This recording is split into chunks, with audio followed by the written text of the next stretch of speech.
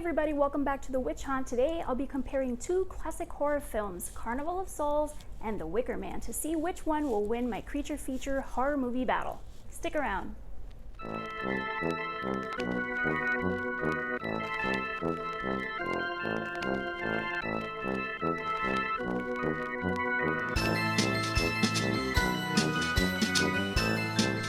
Welcome back everybody, I'm Gaby Triana and I'm the author of the Haunted Florida series, Wake the Hollow, Paradise Island, A Sam and Colby Story, and many, many more. Today I thought it would be fun to compare two horror movies and decide which one I like better. I'll call it my creature feature horror film battle, and if you guys like it, I'll do more. And if you think of any horror movies that you want to see battle each other, just comment in the comments below. So I love horror movies, I always have ever since I was little, which I guess is a good thing since I write them. But lately I decided to take it upon myself to watch some of the vintage or classic horror movies, some of which I've seen before and some of which I'm a little embarrassed to admit I haven't.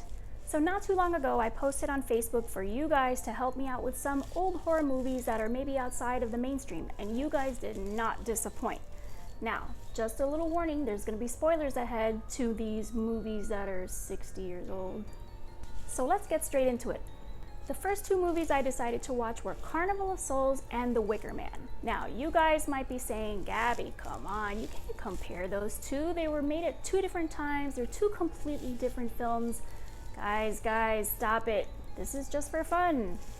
And with that, let the battle begin. All right, first up, we have Carnival of Souls from 1962. This movie was written by John Clifford and directed by Herc Harvey, who does play the man in the movie, but we'll get to that in a second. Carnival of Souls stars Candice Hilligoss, who plays the young and beautiful Mary Henry, who along with her friends goes drag racing neck and neck with a bunch of boys in the car next to them, but they end up falling off the bridge and diving right into the river. Now, Mary's friends are presumed dead, but Mary emerges from the accident unscathed and decides she needs to get the hell out of Dodge, or in this case, Kansas. A church organist by trade, she decides to drive all the way to Salt Lake City. Why Salt Lake City? We never really know, but that's where she goes. On her way to start her new life, she passes by an abandoned amusement park, and that's when the man starts to appear in her car window and all around town. The man dresses all in black, has creepy dark eyes and wild hair, and starts to haunt Mary all over town. So she starts her new life, and Mary rents a room in an apartment building, and right across the hall is a man named John, played by Sidney Berger, who does a really good job playing a sex-deprived guy who only wants to get her into bed until she starts exhibiting signs of mental illness. Then he wants nothing to do with her. And that's one of the things I really appreciated about this movie, was the way that it destigmatized mental illness. Mary starts seeing a therapist to get to the bottom of her dissociation and really took the mystery out of mental illness. Now that might not seem like a big deal today, but in 1962, it was. In those times, any woman who wasn't feeling quite stable was said to have hysteria, which comes from the Greek word hystera, or uterus, meaning anything wild or emotional, or any emotional upheaval is a woman's issue. In any case, I won't summarize the movie for you, but I will tell you the things that I absolutely loved about it, because this is a creature feature battle after all. So one of the things I really loved about this movie was how independent Mary was. So she drag raced along with the boys, she smoked like one of the boys, she drove across the country in a car by herself, she befriended the minister who insisted on accompanying her everywhere, and when he didn't let her go see the amusement park, she decided when he wasn't around that she was gonna go there by herself. This girl don't need no man. Again, 1962. For a time when a woman's happiness was defined by her marriage, her social status, her friends, her children, this was a pretty big deal. Pretty feminist. Now, I liked her because I'm from the future, but I can see how this might have put audiences off in 1962. Made Mary not an exactly likable character. This might have had something to do with the movie's not so successful release when it first came out in drive-ins. We also see Mary's independence from the church. She says multiple times how she's just a church organist. She's not a woman of God. She's not a woman of church, which further must have alienated audiences during that time.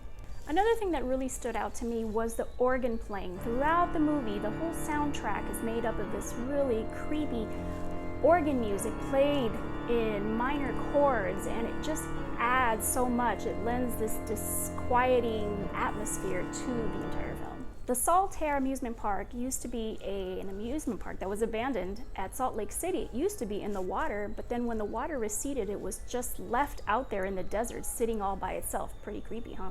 I love when nature reclaims man-made structures, showing us who's boss. This also features in my time travel book, Summer of Yesterday, about Disney's abandoned river country. Anyway, when Mary finally returns to the Saltaire, she encounters lots of creepiness. Rides that turn on by themselves, music that turns on by themselves. She starts seeing the man who beckons her into a ballroom to dance with ghouls from another dimension. Pretty cool. She sees these ghoulish ghouls dancing and dancing in the ballroom, and they invite her to come dance forever. She does for a while, but then she tries to get away, and then Mary's never seen again. In the final scene, we're back in Kansas when Mary's body is being pulled from the river along with the other two women, and you realize that everything you've just seen was a lie. Now, more like a thought-provoking ending, a plot twist, something you didn't see coming, and we can see how this inspired future films like The Sixth Sense. Carnival of Souls also helped inspire another classic horror film, Night of the Living Dead, with its ghoulish ghouls and makeup and expressionless zombies coming for you. And it's a shame that it didn't really gain a cult following until the mid-80s when it was played late at night. In any case, I really, really loved this film. I found myself thinking about it for days and days after it ended. It had such a Twilight Zone feel to it. I kept wondering, was she caught in another dimension? Had she been dreaming in the moments before her death? Was she in heaven? Was she a ghost? It kept me guessing, and I really loved that. Now let's go to the other film in this movie battle, The Wicker Man, 1973, starring Christopher Lee, Edward Woodward, Britt Eklund, so sorry I'm butchering these names, and a bunch of other amazing actors. It's a British folk horror film directed by Robin Hardy and was inspired by the novel Ritual by David Pinner. It centers around a devout Christian police sergeant named Howie who comes to a remote Scottish isle named Summer Isle looking for a missing girl. Sergeant Howie soon discovers that this entire community has abandoned its Christian practices in exchange for pagan ones. There's a lot of sex and nudity in the film, such as when the innkeeper's daughter, played by Britt Eklund, does a very seductive dance on the other side of the bedroom wall to try to get Sergeant Howie to come to her. She does this all while singing a song that sounds a lot like something you would have heard in Willy Wonka and the Chocolate Factory, and it just gave it a really creepy vibe, but it was honestly one of my favorite scenes. School children are taught the meaning of phallic symbols. Boys and girls are dancing around the maypole outside with very, very weird lyrics. Sergeant Howie soon realizes that the girl he's looking for might be dead. Things get weirder and weirder as Sergeant Howie gets deeper and deeper into this mystery, and he soon realizes that the girl's not dead, but they must be keeping her somewhere, and he investigates even more. This is when he meets the island's charismatic leader, Lord Summerisle, played by Christopher Lee, which was just an amazing role. I absolutely loved him in this. In order to get to the bottom of things, Sergeant Howie decides to dress up like the fool for the May Day Carnival, hint hint symbolism, and little does he know that he's about to step into something way bigger than he ever realized. He soon figures out that he is the perfect sacrifice for their May Day ritual, and he gets thrown into a giant wicker man basket structure statue thingy to get burned alive, and he curses them till his very last breath. Whew. Okay, so this movie was badass.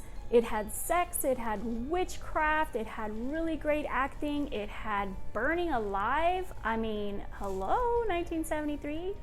It had several iconic scenes, including Lord Summerisle holding up his hands, wild hair flying around as the Wicker Man burns behind him. Really cool stuff.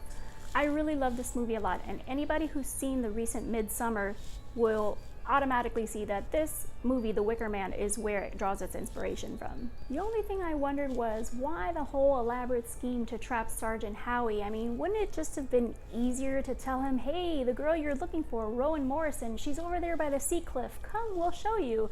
And then he would have walked there willingly, and they could have trapped him in the big wicker dude, and then it would have been all over without all this song and dance. But then we wouldn't have had a movie, and suspension of disbelief anyway, so In any case, I see why this movie has stood the test of time. Bravo. And now for the moment that all two of you have been waiting for. The result of the creature feature movie battle is, drumroll please, Carnival of Souls. Not that I didn't love The Wicker Man, but Carnival of Souls, even though it wasn't perfect, it was gothic, it was moody, it was creepy, it was unsettling, it was everything that I love in a horror movie. I love the risks that director Harvey took in his depiction of Mary Henry. I love that she was an independent woman, and I also loved how they showed her neighbor John as being a pervert, when other films of the time showed that type of typical male behavior as normal. I love the haunting organ soundtrack. I love the mysterious premise. There were so many things that didn't resonate with audiences at the time, showing that it was decades ahead of its time. And I can really appreciate that. So there you have it, Carnival of Souls and The Wicker Man, two timeless classics. If you enjoyed this video, please don't forget to subscribe, like, comment, let me know if you disagree. Tell me what you liked about the other one or both, or if you agree with me or anything you want to say. Until then, I'm Gaby Triana. Thanks for watching.